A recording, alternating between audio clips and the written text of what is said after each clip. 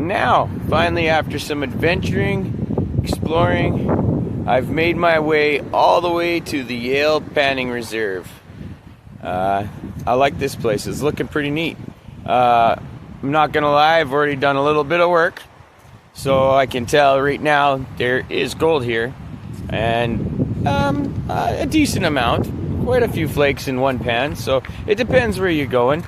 But for the next few days, I actually plan on working some of this area, doing some exploration and some prospecting in the area. There's lots of interesting stuff around at this panning reserve as well.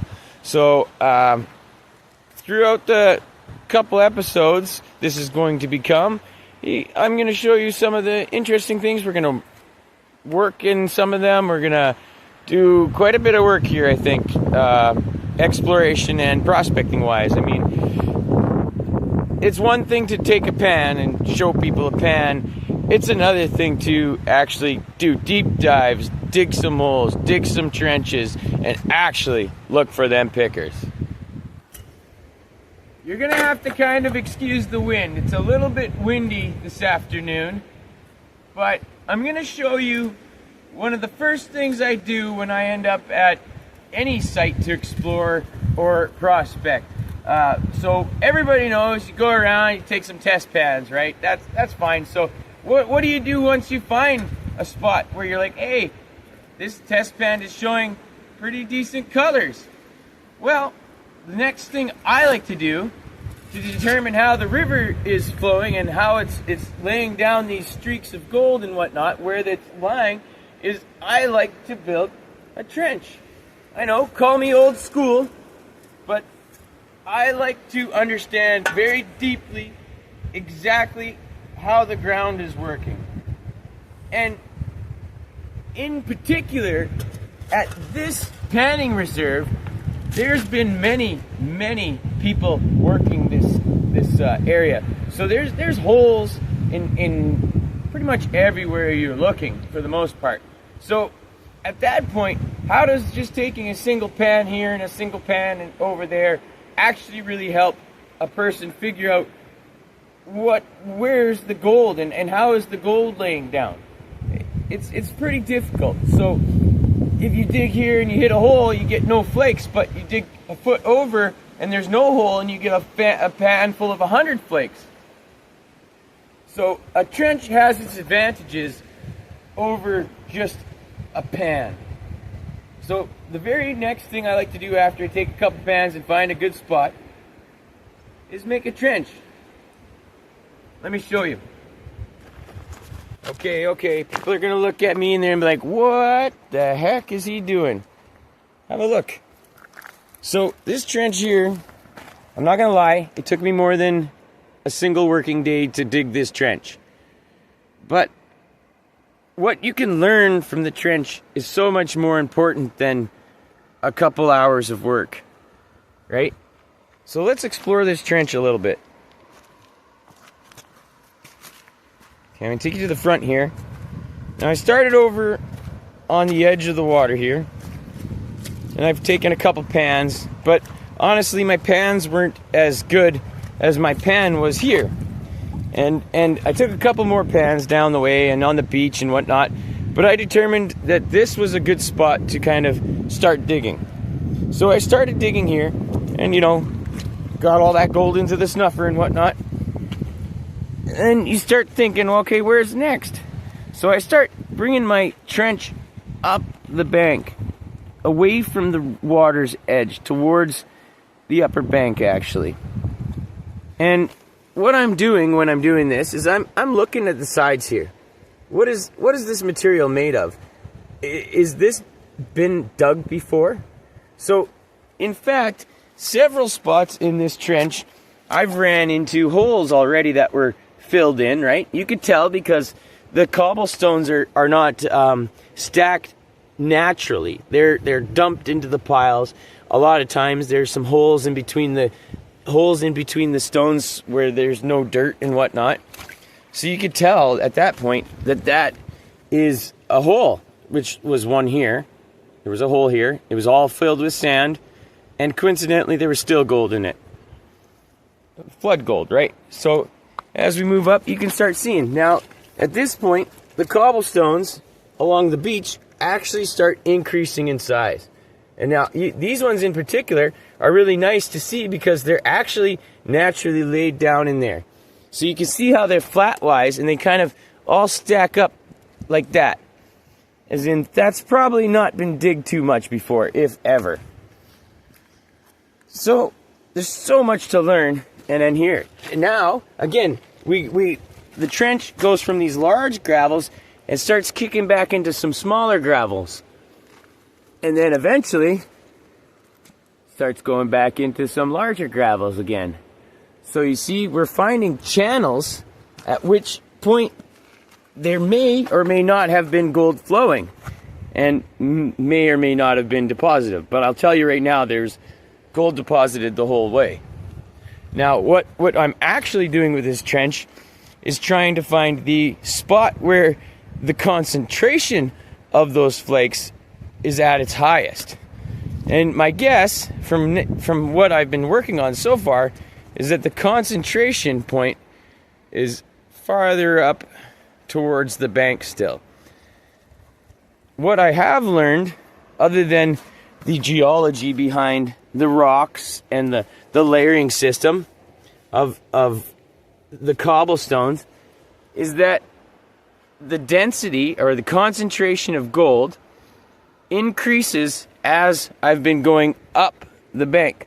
So the lowest amount of flakes that I was actually receiving was down at the bottom end of the trench, and quite literally as I went up the trench, I was concentration-wise getting more and more and more. And for the most part, the flakes were getting larger as well. Although it is hard to determine because some spots were already mined and there was high concentrations of gold colors, but they were very small specks, not flakes even, but high concentrations of smaller specks. So a trench is definitely worthwhile. It's a lot of work, it's a lot of effort, but what you learn from it is very valuable. Also, I would like to point out right now that this is not actually how I do my work. I do not dig a giant trench in the middle of a panning reserve, and very often, right? This is like public area use. Like, you can do this kind of stuff and get away with this kind of stuff on your own claim, but on a panning reserve, it's not the recommended procedure. I would actually recommend, if you're building a trench, it's just fine to dig a trench, but to fill it in as you go along. So you take your spot, you take your readings, you take your measurements, and then you move up a meter. And then as you dig that meter, you start filling in the meter behind you. And you're gonna be happier in the end, because the next step for me now, after I've done all this trenching, and I left it for you guys so that you could specifically see, what I have to do now is fill in this entire trench. That's the sucky part. But honestly, if you leave these kind of things here, somebody's gonna get hurt. Some animal's gonna get hurt. The wildlife, somebody's dog. You just can't leave these things here. And you should really not be digging these massive trenches, you know what I mean, if there's people around and stuff. It's more for your claims and things like that. But I mean, you could do it, but you definitely have to take the time and clean it up as well. Well, I'm pretty sure this is gonna take an hour or so. Big rocks first. Big rocks first. That's why I stack them. Small rocks on one side, large stones on the other.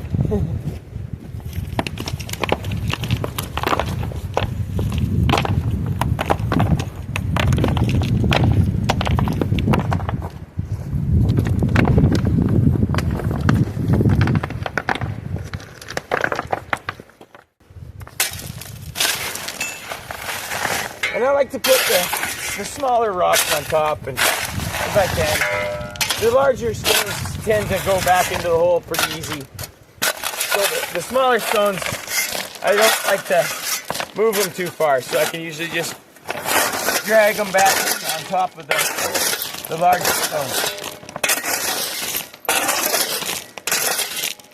Just like that.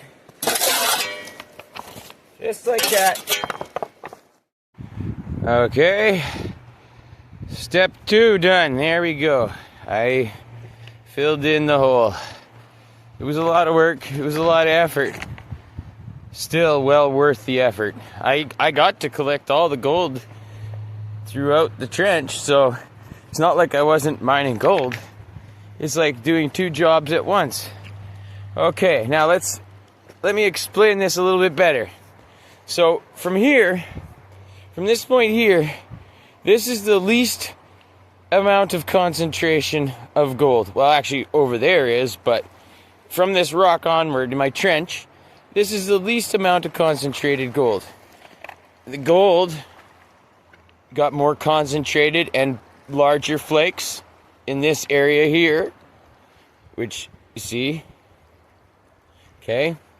And then in this area, right here, this is the part that actually got less concentrated and less amount of gold and a lot more beach sand. So over here, we have higher concentration, beach sand. And then over here, it started kicking back into higher concentration again. And as I go up in towards the bank, it gets better and better so far. So currently, if I would have found a nice streak here as an example, I would have then, my next step would have been then starting to trench out that way. And that way, what I'm trying to do is stay on that little streak, right? That little edge of where all the gold is concentrated. However, this spot is okay. I mean, you could do that and you still make a little bit of money. Probably not the money you want to make for spending the effort. And then again here, what I don't want to do in this spot in particular is start digging this way, because this is all beach sand right in this line. So mining in this beach sand area is not going to yield higher gold results. But, and I haven't finished my trench, but I'm putting a pause on the trench now that it's done. I did what was valuable with it, which was showing you guys. And now in this point, what I could do here is, this is my highest concentration so far. I could start working backwards, back along the edge now, right?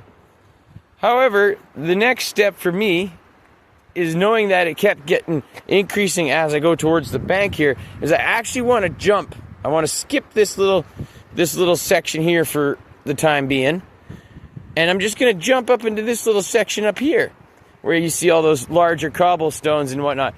And that's actually the exact spot where this flatter section starts being introduced into this bank section.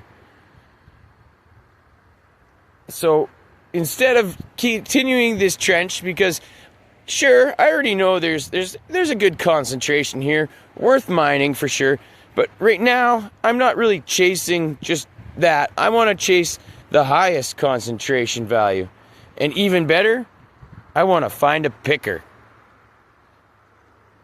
What I've determined with that trench is there are no pickers down there, unless we start going towards these large boulders, bedrock things.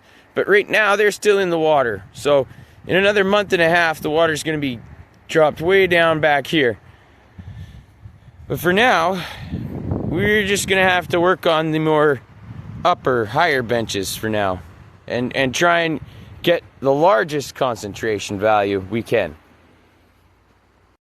So I'm guessing the real question in everybody's mind is, Tintin, you just dug that giant trench along the panning reserve.